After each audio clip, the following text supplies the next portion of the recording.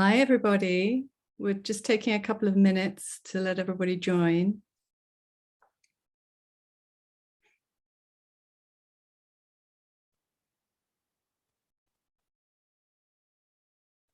So Feng Shui for the year of the Tiger 2022. Move forward powerfully.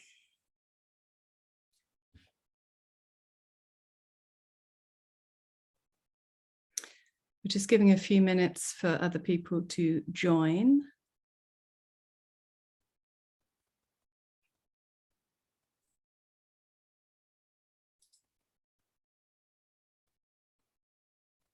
So if throughout this webinar you have any questions, I'd love you to put them in the Q&A panel, please, the Q&A section.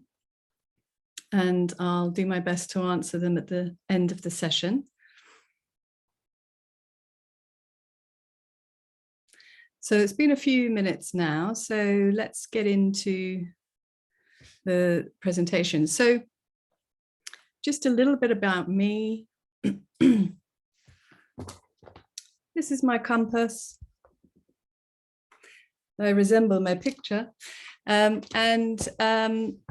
a classically trained Feng Shui master, and I've been doing this since 2003 and then 2005 full time. I have worked for a number of large companies, tried to propagate the teachings of Feng Shui on, various press and media, to introduce it to people who don't necessarily know what it is. So I've been lucky enough to be in several magazines and papers. I've trained in environmental psychology and a certain amount of wellness design as well, because I'm always keen to bridge the gap between the Oriental and the Western practices of how to make the most of your environment. And I used to teach Feng Shui as well, and I also bring Chinese astrology into the mix as well. That's very, very useful for the Feng Shui when you're looking at somebody's space, but also for how to recognize your own qualities more. And we'll get into that. How does a Feng Shui consultation support you in your career? And also, how does the Chinese horoscope give you a little bit more insight into what careers are good for you? Because some people have what's known as a copycat career, and other people have the real career. And sometimes it can take time to find out what your real calling is. So we're going to dive into some of the background information about Feng Shui, because I think it's really important to give you that baseline understanding for where we go in the webinar. And it's a really beautiful system from ancient China. The main premise is that there are three treasures, and these three treasures relate to the heaven, the human, and the earth. And what that means is it's a really pragmatic way of looking at the world and seeing how we fit into it, really. If we focus too much on heaven, which is like destiny and luck and things like that, if we focus too much on the heaven, we may sort of get a little bit ungrounded. And, while we're in a body, basically, none of us have, achieved utter 5D or whatever. We are still very much on the earth plane and in the physical. So we need to make sure that our earth environment supports us, okay? And then the human environment it's like our upbringing, our education, what were the human influences, and our peer group as well, and who our image makers were, who was very influential for us and who remains influential. Are we constantly growing, or are we sort of stagnating? Are we looking at new information? or are we set in our ways? That's very much about the human energy as well. So the Feng Shui tries to align the human with the earth and with the heavens, so you get that lovely balance. And I imagine that you wouldn't be here listening if you were closed to the idea that everything is energy and we are sort of bioelectric fields and we have meridians. You know, I'm sure quite a few of you have had acupuncture. Maybe you've even had an aura reading, potentially. It's very, very interesting how it's all being measured scientifically now. And this ancient knowledge is sort of being proven, whereas once it was kind of intuited. And so I consider Feng Shui like the true wellness design, because it literally has areas of knowledge. So where your home or your office is, but primarily your home when you're talking about health, the direction that it faces and the direction that the back of the property is in, all is very meaningful to the health of the people living in it. And also you can identify who is affected, because in the Southeast, there could be a youngest daughter affected by some environmental influence, which is causing a problem with the spine, for example. So it's very, very interesting. There's a lot to Feng Shui, which I hope to, you know, give you some insights that you can take away that are practical and simple and basic, but also have an appreciation of the intricacy of it as well. And originally Feng Shui was the part of the 8 branches of Chinese medicine. So it was originally used much more for health than wealth, but we're going to focus on career today. Some of you will have seen a basic Bagua. You know, people talk about, oh, the Bagua Feng Shui and where's my relationship corner, or where's my career corner. These are very basic, that they're really nice for people to start to get their head around. Okay, the influences of the directions mean something, you know, but they're not the kind of real Feng Shui, if you like. They're just, yeah, they're sort of like baby steps Feng Shui. And they're still powerful though. I wouldn't dismiss them, because, you know, simplicity is very powerful. But what does it actually mean? You've got this Bagua, and you're living in your house or your apartment. How do you apply it? So my recommendation is that you actually take out a proper compass or your phone app or something. You should be able to get a certain degree of accuracy where you can tell where the north is, where the south is, etc., etc. And you then, having figured that out, you would then create a grid over your floor plan. And then what you would do is have a look and see, okay, what's in my northwest, what's in the east, what's in the southwest, etc., and apply that Bagua. And I have an ebook that is going to be made available at the end of this webinar, which will give you a few basic pointers of what I've covered today. And you'll be able to sort of look at your own floor plan and have a little play with all this. So when we want to look at our office, the Feng Shui of our office, we need to look at the practical form school, the physical form, first and foremost, and that's where we start for beginners. And so in Feng Shui, remember, everything is a symbol. It's a symbol of an energetic dynamic. So we talk about the 5 celestial animals here, and we have the black tortoise, which is protective. We have the green dragon, which is the masculine principle, and it can apply to men or women or however you identify. You know, there's a sort of outgoing principle, a masculine principle. Then you've got the phoenix in the future. And that's to do with what is in front of you. So it's literally what is in front of your home. So ideally, and then you've got the feminine principle on the tiger side. And ideally, what you would have is you want to have a strong back at the back of your home because it represents safety and protection. And if you look at Hong Kong here, beautiful city, and I've been all over Hong Kong, studying Kung Fu and looking at the Feng Shui form and going up Victoria Peak. It's a beautiful example of having a strong back, and then the water in front is absolutely perfect. You know, so if you could have a house, let's say, that has a hillside behind it and a beautiful loch in front of it, or a lake, then you're very, very, very fortunate.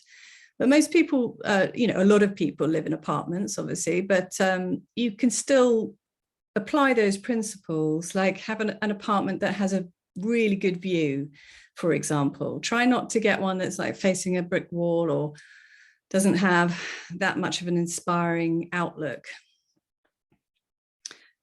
And just to give you a little taster of the influences that are around your property, it's really important to understand the 5 elements and how the shapes in the environment can be affecting you, whether you believe in Feng Shui or not. That's the key thing. People say, well, I don't believe in it, you know, some people. But the fact is, it affects you whether you believe in it or not, because I've been doing this for so long that I've seen so many clients who will present with a certain situation in their life and will go to the property and will see how all the Feng Shui influences are impacting them. And it's so, so interesting. So I don't need to go into huge amounts of detail, but basically all the elements relate to each other. And we'll come on to this a bit later when we look at the Chinese astrology as well. But basically water feeds wood, which feeds fire, which feeds the earth. The ashes of fire feed the earth. The earth gives birth to, you know, metal ores and things like that. And water condenses onto the surface of metal, or metal also can be heated and become liquid. And so the whole cycle repeats itself in the creation cycle. There's also a control cycle as well. And this is the water controls the fire, fire controls the metal, metal controls the wood, and wood controls the earth, and earth dams and controls the water. So the control cycle can actually be quite positive. It's not necessarily a bad thing. And so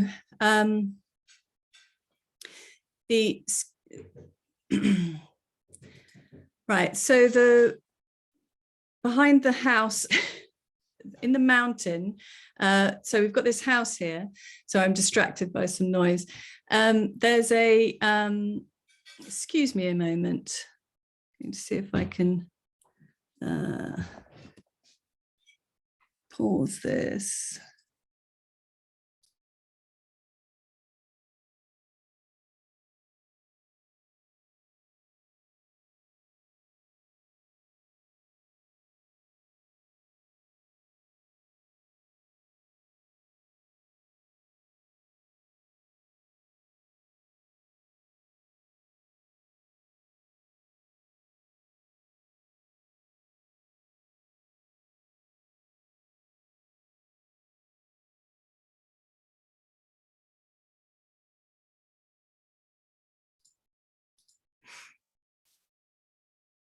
Hi, so sorry about that. That was really distracting.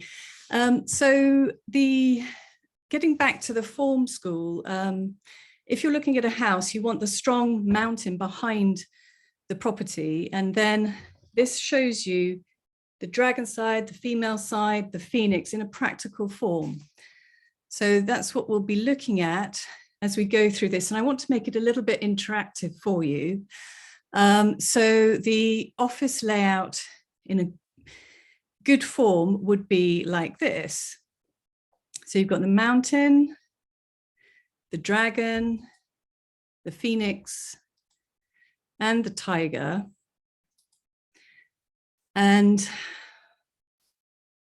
this is considered a good form because the person here who we designed this for, he has a strong back.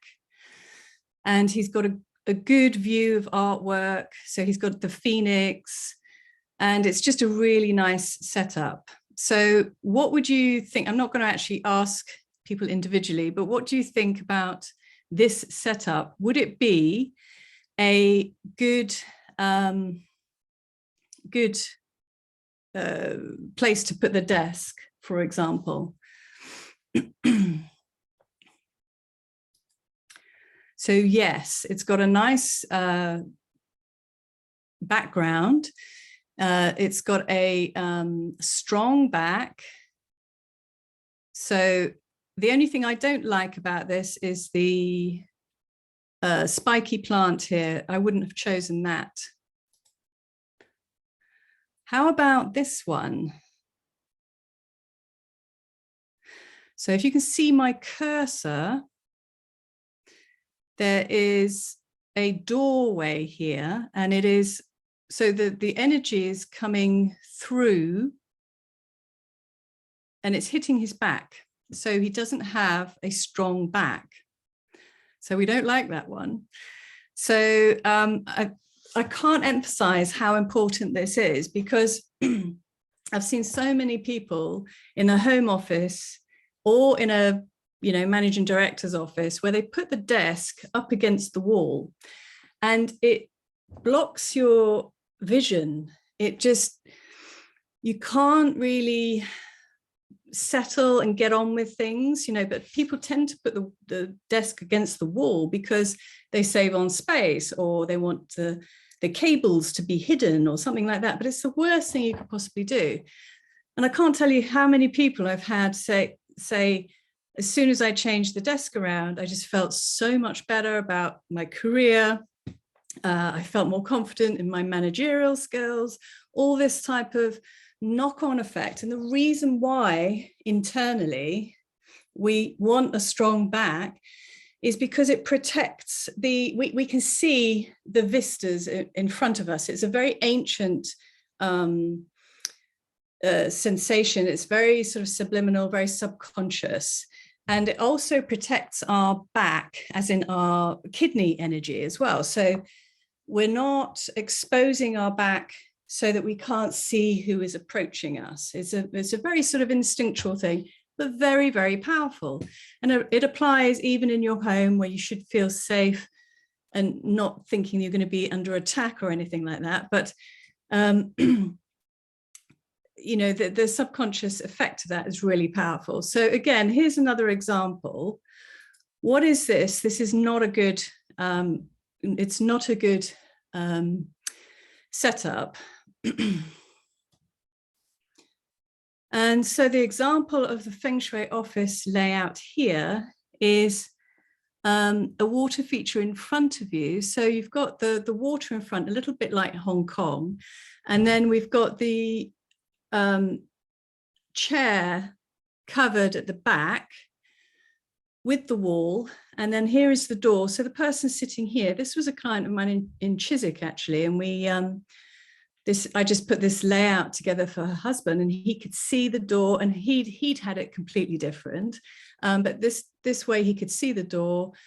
We had his career related goals here, and the water feature, I believe, I can't remember exactly, but I think that was in the southeast in a particular Gua for him, and he felt a lot better. So it's known as the power position. So, the theme of this webinar is move forward powerfully. So, couple of years of craziness. And I think people are just wanting to move on now.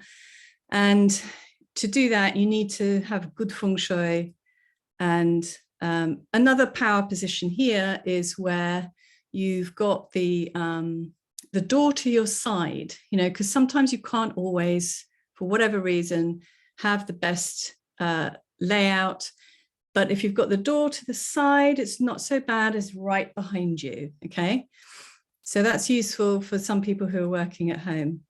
The other good thing about for Feng Shui for career is Feng Shui aquariums, because water is really, really powerful in the Feng Shui to activate energy. Water attracts energy to its surface, doesn't it? It's scientifically proven to do that.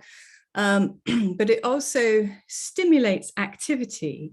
And people who live on their own are, it's very beneficial to have a pet or a water feature or an aquarium, excuse me, because these all generate an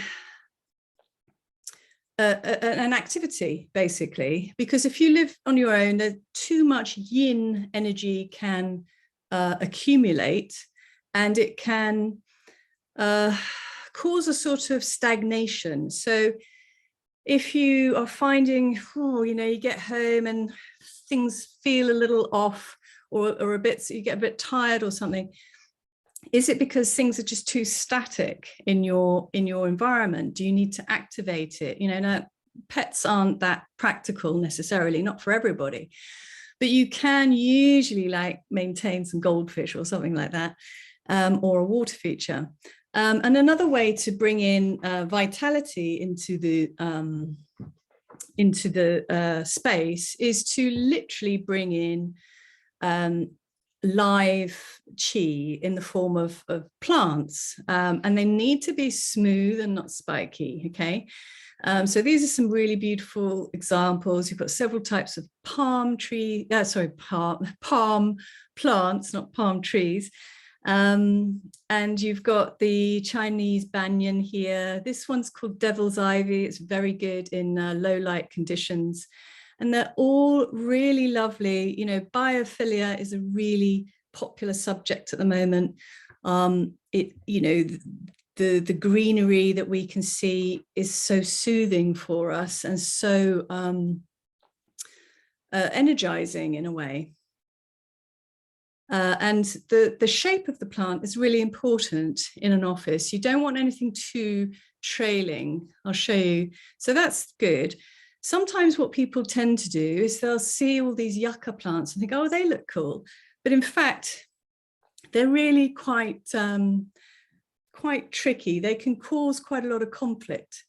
And they should only be used in very specific situations, which a Feng Shui person would be able to identify for you, and probably only over a short period of time as well, to create a sort of clashing energy. But you don't want to live with these around you too much, because they are too sort of scribbly and just spiky. And the same with holly bushes. You don't want holly outside your home in the garden, because Feng Shui is also about the outside, very much so. So we don't like these.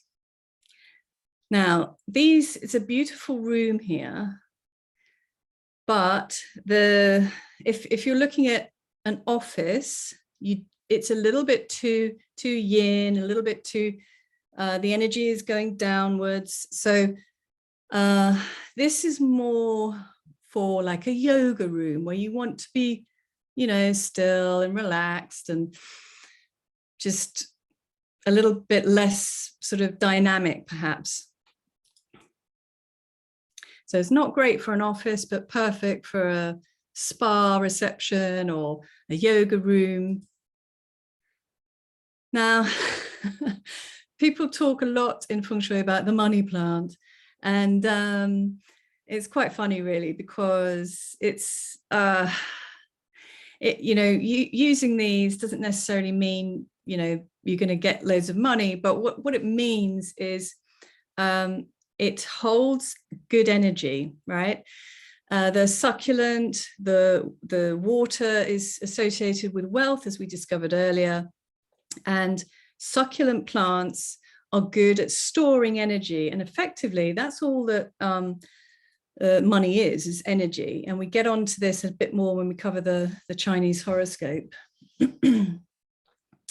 So, and another money plant is the Pachira aquatica. So those are two good plants to have in your home, especially in your home office, of course. So now this is a salt cure, and it's just natural salt and a few copper coins. And what it does is it sort of blooms over time, and the salt is said to pull sickness out of the environment. And if you think about it, you know, lots of cultures use salt to cleanse, you know, Epsom salt baths, you know, putting salt in the corners of rooms, bathing in the Dead Sea, you know, salt and seaweed are considered very, very cleansing, aren't they? And for 2022, what we call the sickness stars are in the center and the southwest of the home or the office.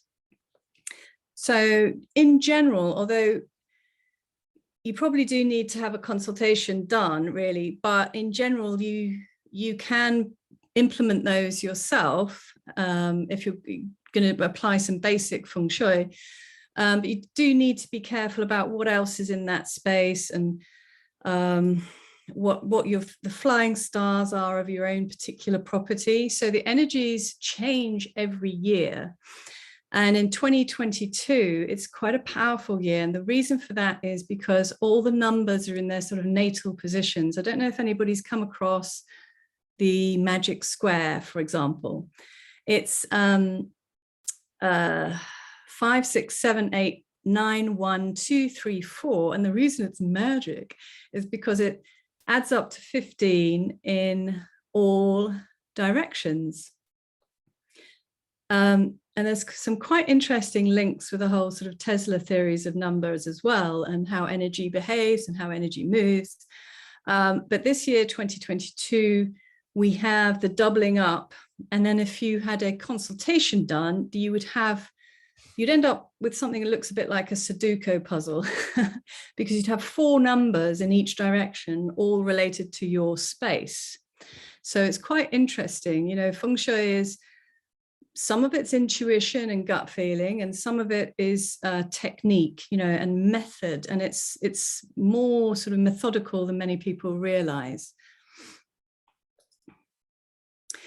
So we're winding down the Feng Shui aspect at the moment. I just thought I'd show you a few cases of like Feng Shui interior design. You know, it doesn't have to look Asian, it doesn't have to look sort of Chinese. This Buddha is obviously quite Asian, but it's not, you know, we don't have like red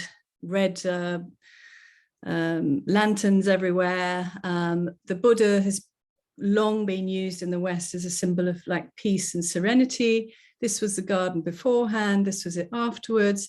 The shape of the trees were very specifically chosen to chime with the Feng Shui of the external.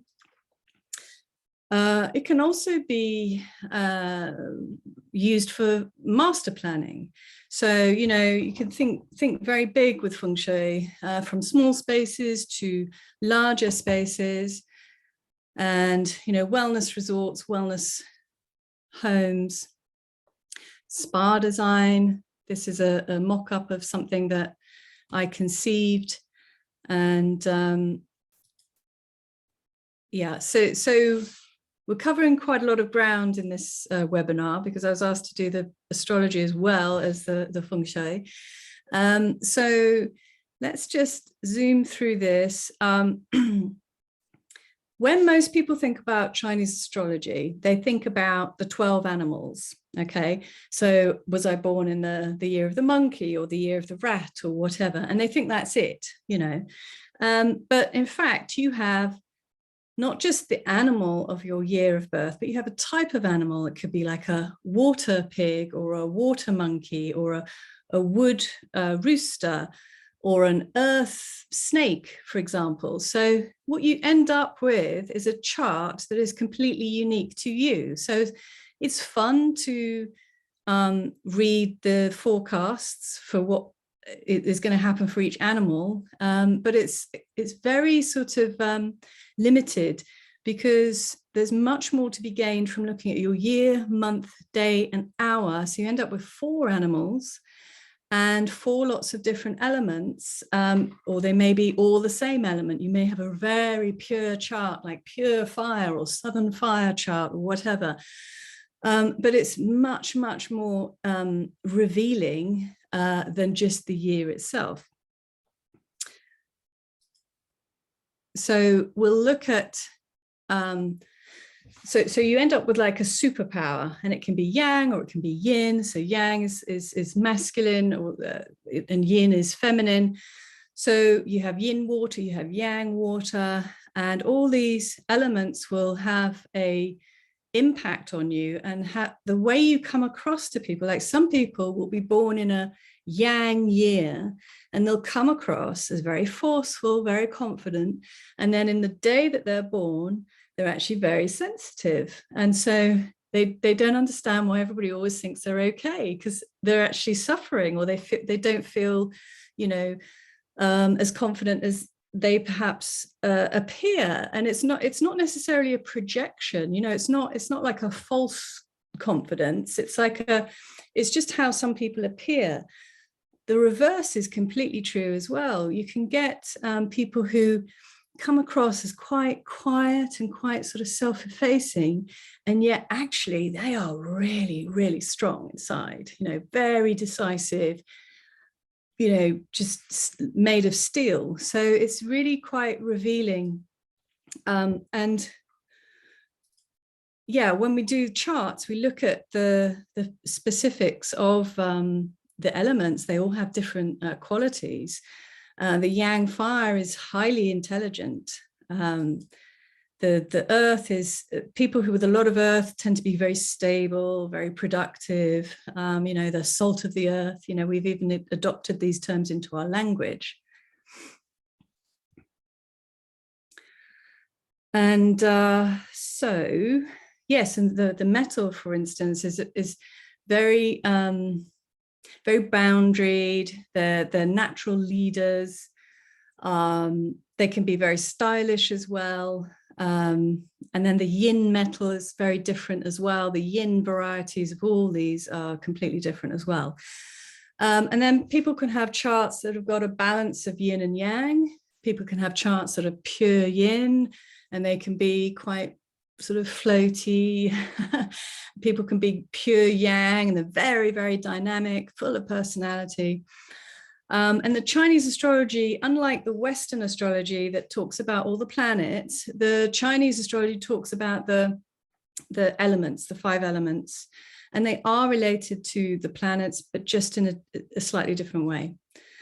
So it's really interesting. So we'll get back to examples of the full horoscopes, but the combinations you can do with when you work with a year only with your animal, then you can have a very quick look and see who your allies are, because it's quite revealing. And this again comes back to career, what teams you're in. You know, I've done the assessment of, like, I think the most I've ever done is like about 50 staff, which was quite interesting. But we just used their year of birth and their Gua, and saw who was supporting the next, you know, the people, whether they were supporting the people that were sat with them or not, whether they should sit in a different grouping. It's very interesting. Sometimes you have to clump people together because of the function of the business, but sometimes you can actually do something quite different and peel people off, put them into groups where they just all get on very, very nicely, and then just experiment and see what happens. And so based on the year alone, you will naturally have, like if you're born in the year of the pig, the goat or sheep and the rabbit will generally get on well with you, because there's a 3 combination in the Chinese astrology. So these influences aren't just standalone. They all sort of clash and combine, and they all have a sort of dynamic energy and relationship with one another. So the rooster, the metal combination animals are the rooster, the ox, and the snake.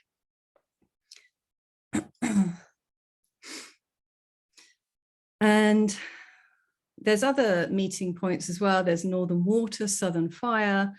And so there's a natural affinity. So you can learn who your natural allies are. There's different types of horoscope chart, for example. There's follow family, follow power, follow career, chi transform, etc., etc. So let's get back to, you know, what everybody wants to know is like, is my boyfriend good for me, or is my girlfriend good for me? And so again, there's natural combinations that are really very good for one another. And then there's people that you're not going to want to be involved with over a long period of time. But don't worry if your partner is directly opposite you, because there's probably something about their Gua or the rest of their chart that is very harmonious, in fact. So it's never just the year, although it can be useful and it can be fun to look at who's what in which year. It's not always the full picture. So generally speaking, the animal that is straight opposite you, you're not going to want to form a long-term relationship with, because you're just going to be a little bit sort of at each other's, you know, just at loggerheads, really. Sometimes it's a respect, and people can learn to hold a different opinion or a different view and know that it's okay. You know, you can have differing viewpoints and still get on and be friends, etc. So it's quite interesting like that. But at other times, you know, you don't want anything so difficult. So this year is the tiger year. So the monkey is the animal that is under a little bit of stress. I don't know if there's any monkeys on the call, on the webinar this evening. But the monkey will either have an amazing year because it will be, the energy will push them to do what they've needed to do all the time, and they haven't had the guts to do it. It'll push them in that direction, or it will sort of crush them. And it depends on their chart, depends on how strong a personality they are, depends on the Feng Shui as well. So let's have a quick look. Oh, and by the way, I meant to mention, so for the animals, each Chinese animal, the zodiac animals, there is a reading, a mini reading on my website, and Ellen is going to put the link in the chat box, where you can go and find out, firstly, you can find out which year you're born, and then secondly, what is in store for you. So it's on fengshuiagency.com/blog, and then it's pretty much the latest blog that was written. So because if we go through that, you know, we'll be here all night. And not everybody wants to hear about the animal that they're not, quite frankly. So let's look at the, excuse me.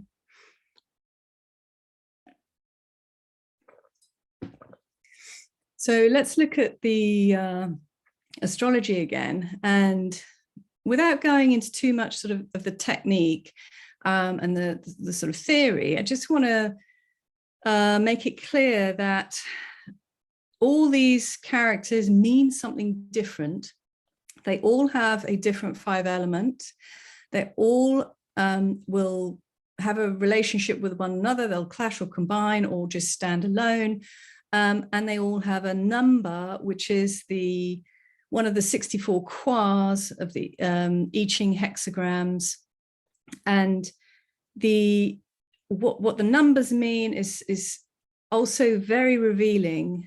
And this is what we call a weak water chart. I won't put the name of the woman, but she's a water as in the blue character here, the yang water. But there's wood, there's fire, there's earth, there's more fire here, and the fire combines to wood. And so if we cast our minds back to that 5 element diagram, all the water in this chart, with the exception of the monkey here, it is being drained. So it's being drained by the wood. It's clashing to the fire. So when you clash to something, when you control something, it's draining you, and then the earth is clashing to the water. So this person will benefit from living in like the Docklands, because they will have the water to support them and the tall, slim buildings. Doesn't necessarily have to be trees, although trees would be good. Sorry, what am I talking about? Weak water, you need metal, not the not the wood. So the metal and the water. So again, the East End would be good because they've got the water, the metal element. So if they had a west-facing apartment, west is the direction of the metal. So the metal and the water would support this chart. And we'll get on to later what the chart can reveal about career, your vocation, and all the different sort of aspects of life, like your health, your relationships, your finances, your influence in the world, your decision-making ability. It's all very, very interesting. So conversely, a strong chart is where the elements are very, very strongly supporting. So this woman is fire, and she has the wood feeding the fire. She has the 2 horse, which again, red is fire. They are providing more fire into her chart. She's born in the summer. So even though she's born in the earth of the sheep month, the sheep is like a warm fire. And she has this little wood character over here, which is also providing energy to that fire. So having a little bit of water is actually quite good for her, because it means she's not going to get overly strong. Because when people are overly strong, they can almost become their own worst enemy. And they need to sort of calm down a bit. They need to be balanced out. So she's very fortunate because she has naturally in her chart her supportive elements. Right. So it's super interesting what you can see in a chart about the main areas of life. You have your fundamental self element, which is the day that you were born. It's also known as your day master. And I like to term it your superpower, because it's like your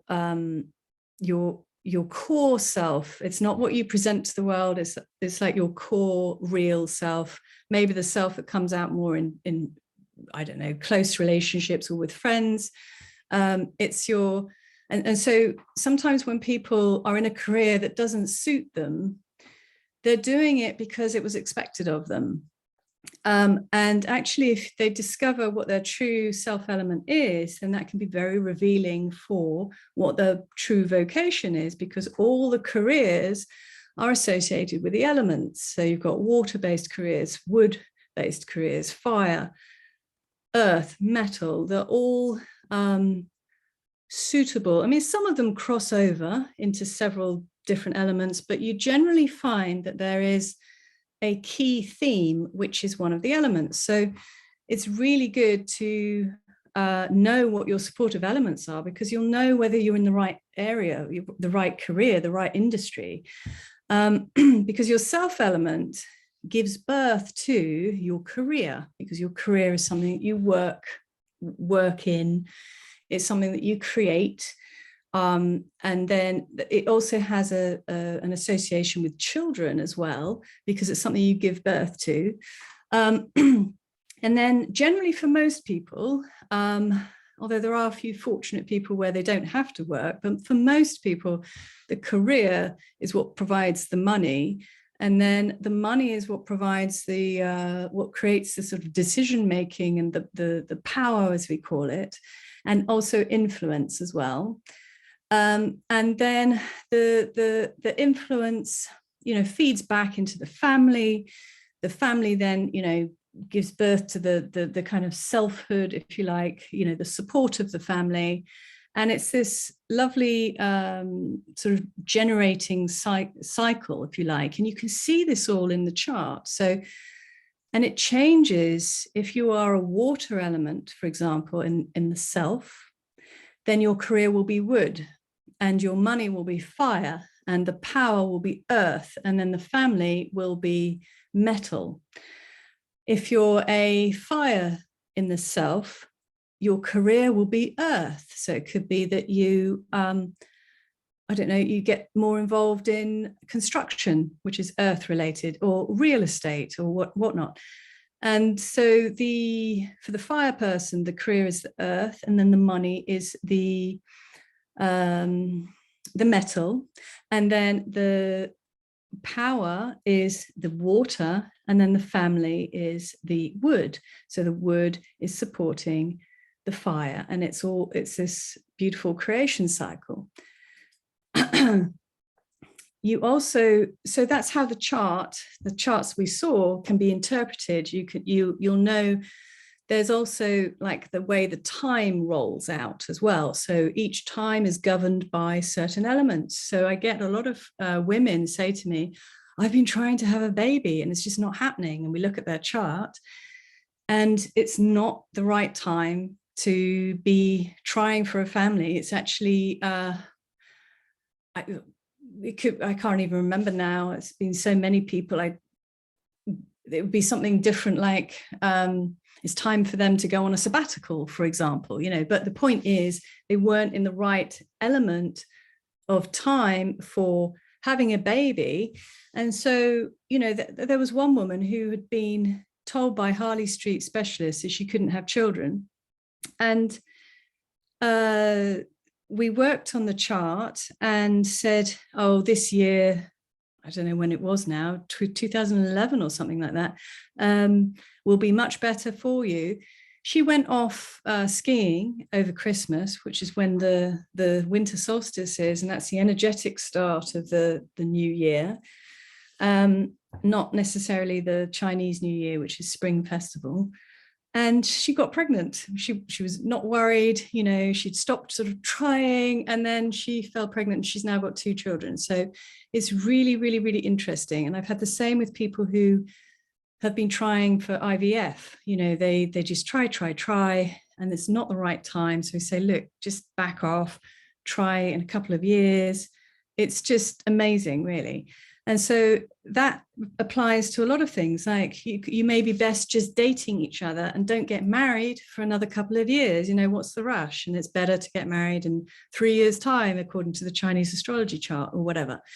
I want to say that by the same token, people are just a choice. They don't have to follow it, but it's really, really interesting how people's lives do actually follow the Chinese astrology. I know my own life did until I had it done.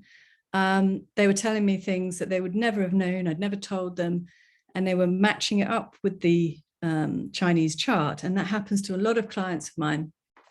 So remember these numbers. So back to the sort of career dynamics, you want to try and make sure that you are working with people who fundamentally support you. It's not always, you're not always going to be able to control this, though, clearly, because, there could be somebody who's been at the office or been at the company longer than you have. You don't really get on with them. But if you understand the dynamics, you may be able to understand them better. You might not necessarily like them that much, but you'll understand what the gift is. But in an ideal world, you will work with people who support you. So I don't want to get too much into the technicalities again, but the 9-9 of Nico, he supports the 1 of Marie. So the metal is the 9, the water is the black.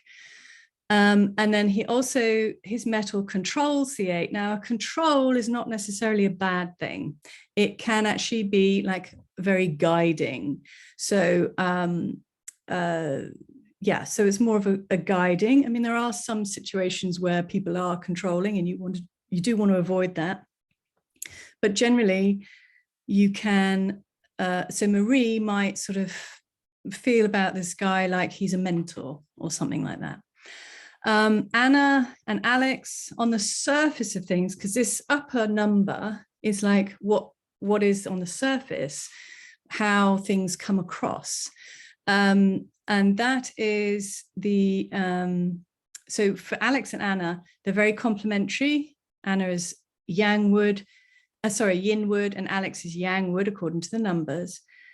But then inside, Alex feels a little bit drained by Anna. It's like Alex will be the one who's listening to Anna all the time, listening to her problems or whatever, you know, and okay, now and again, friends do that for one another, fine. But over time, that might start to, you know, like Alex might put in more effort, support Anna more. She might walk off with the credit potentially, who knows, etc., etc. Is very interesting how these play out. And I've had people who say, oh God, I thought we would get on, but like there was just something about her that I instantly couldn't get on with. And you look at the Gua and it'll be this instant thing. It's not a personal thing, actually. It's just a little dynamic. So we're coming towards the sort of end. And so all this combined together, so you see all these little Chinese characters, these are all the stems and the branches. So the branches are the animals and the stems are the heavenly stems. So they are reflected, all that you see in the astrology and all that you see in the Feng Shui is reflected in the compass. And so when I go to a home, I'll be looking at where are the places in the Feng Shui floor plan that are associated with the horoscope of the person. And sometimes we have an opportunity to boost that. I mean, there are times when, for whatever reason, you know, they've already designed the space, there's a toilet in the auspicious zone or whatever, and there's not an awful lot you can do. But especially this comes in very, very useful when you're designing from scratch for a new build, for example. So, you know, there's so much to this. And so if you start by having your back protected and having the right plants, you know, maybe putting in a little water feature or something like that, then you're on a good sort of trajectory. And then you can fine tune by incorporating the auspicious directions, etc., etc. So the way I work is on site, but also virtual. You know, it's very convenient these days to look at a project remotely. I always advise an on-site visit if it's an important, you know, space like your own home, but you can assess a certain amount remotely. And then there's the full or the mini Chinese horoscopes. There's a video-based Feng Shui course. There's all sorts of ways that you can explore this further if you wish. And I've also put together a Feng Shui and Chinese Astrology for Health ebook that you can download if you click on this link. And I believe Ellen's putting it in the chat box. And as I said earlier, you can look at the Chinese animal forecast for the year of the water tiger. So let's have a look at the questions. So what is environmental psychology? An MA in spiritual psychology. So environmental psychology is how the space around us affects our thoughts processes, our psychology, basically. So it can be anything from the type of urban environment, the type of natural environment. We looked at the result of behavior. So that the human environment, again, like we were talking about earlier, the the power of kind of group psychology as well. You know, we did like exercises on littering and all sorts of things, and people would litter when they thought they weren't being watched, and then they as soon as they thought they were being watched, they would not litter. It was bizarre. So it's the people in your environment. It's like the urban environment, and the natural environment, and the eco psychology as well. So I hope that that answers your question. Just trying to find the other ones. Gosh.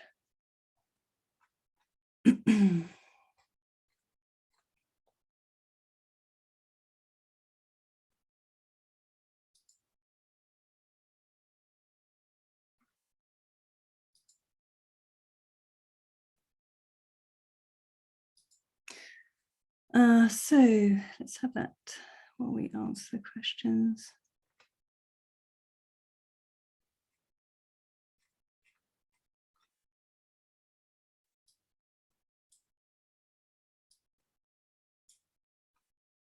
If you have the protection in your back currently when working, but have the back to the 3 killings, which is strongest?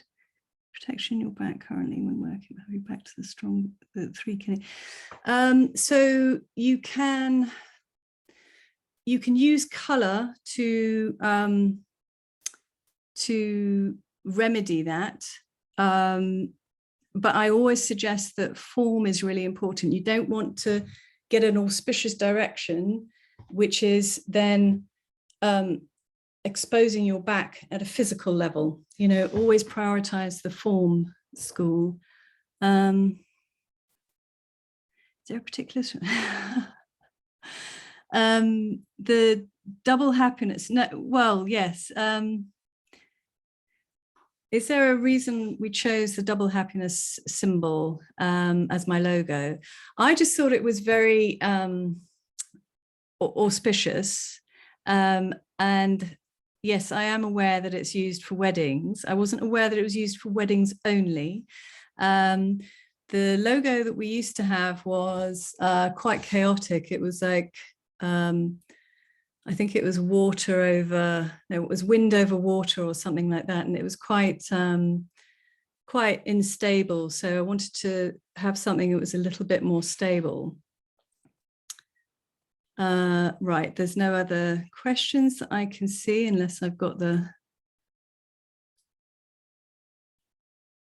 Nope, that's it. Okay, good. Right, so we're finishing on time, which is good. Thank you for listening. I'm sorry about that little break that we had.